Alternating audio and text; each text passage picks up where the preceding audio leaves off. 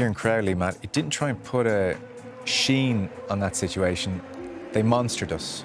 Said it twice, they just monstered us. I might not even review it, he said, because frankly, it was a mess. Yeah, it was. That sort of game in a tournament, his response was exactly right. He laughed, said they were bloody good, and they were, and throw it in the bin and move on.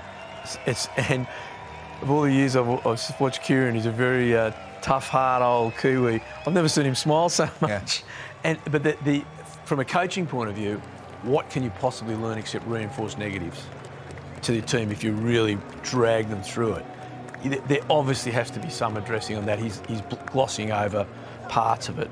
But as we said before, the scrums, the line-outs, 101, but the tackles. And that's what Kieran had stopped. Kieran had stopped that 34 missed tackle count, 17 in the first half. That ended under his reign. And it's the foundation of all success is your defence. You get your attack right second, but if your defence doesn't work, it's over from before you start. And to Kieran's credit, that had stopped. And today was just like a step back back in time, wasn't it? And it's what he's tried to install in these players is getting a bit of respectability back with Italian rugby, which he has achieved in doing that. And I think the common denominator with Kieran's Italian teams has been that they've been in the fight for 60, 65 minutes, pushed France, pushed Ireland into the Six Nations. I know this is a completely different level now at World Cup, but to be out of it at 18 minutes, it drags on, and all the bad periods of missed tackles, as Matt said, of ill discipline, you just can't even be in a contest at international rugby when you've got that high penalty count, high missed tackles. I like Kieran Crowley. I think he's a very good coach, but when you coach a Six Nations team, I don't think it's fair to say after a game we're going to chuck it in the bin, I'm not going to review it. It was an absolute hammering. Is there a what could they potentially get? How do they get better? You have to review games. You have to learn where things went wrong, and it might be a real awkward, honest, but you have to call out players. There is stuff on that field tonight that should be completely unacceptable for a Tier 1 team. And I don't think it's fair to say... I almost got the impression he might think it had damaged confidence. It was just such an abysmal evening. Us luxuriating in it, for want of a better word, is just a bad idea. Yeah, but sometimes reviews are hard. And Robbie, I'm not disagreeing with you. And I think to give Kieran a little bit of leeway there, I don't think any coach in a World Cup could say, I'm not going to review anything.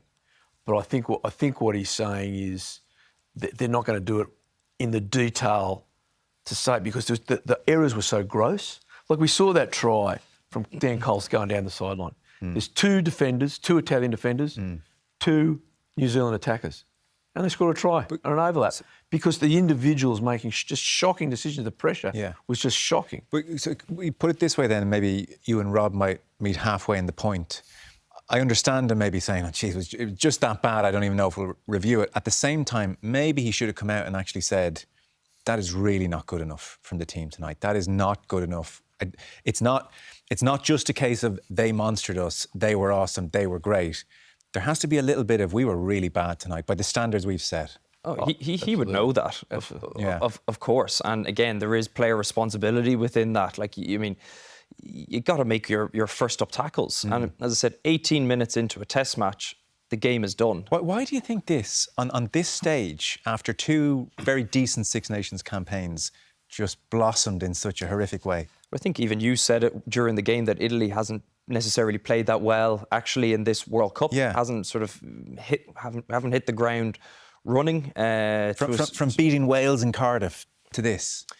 Yeah, but I suppose ultimately the last Six Nations campaign, there was 5 defeats. You can talk about performance and everything like that, but there's still 5 defeats. And Kieran would know that. But I think just going back a little bit on what Matt said, I think there were so many glaringly obvious errors.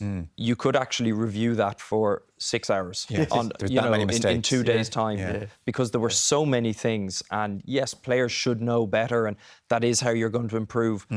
But they have a short turnaround now, and still, even though it doesn't seem like it, have a chance against France. And actually, they would probably prefer playing France than New Zealand because they play France a lot more. They have players that play in France, and traditionally there's obviously more of a rivalry between France and Italy. Obviously, geographically, you would still pick France to win that, but I think you could just compound so much by looking at that, because you will just spend hours and hours reviewing it. It'd be interesting getting Robbie's opinion on this because of his experience playing against New Zealand. But I just think sometimes European teams just put New Zealand far too high on a pedestal.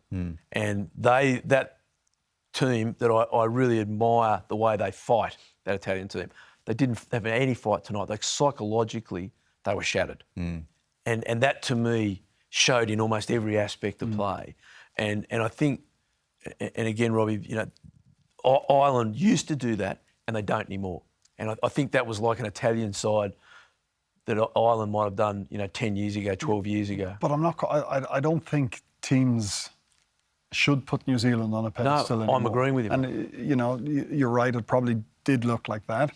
But, you know, as Ian said, that game was over after 15 Ireland did give it a bash minutes. for half an hour, even on the bad days. And, sorry, just back to Ian's point about, you know, giving France a good go next week. I think France put 50 or 60 points on them, at least. Oh, yeah. They play like that. Of course. I think just pre-tournament, I think if Italy were to look at which game would they potentially look at to having a bit more of a go at, I would imagine it would be the France one. But that when you ship 96 points, how can you go with any sort of confidence against any team? It's true. Let's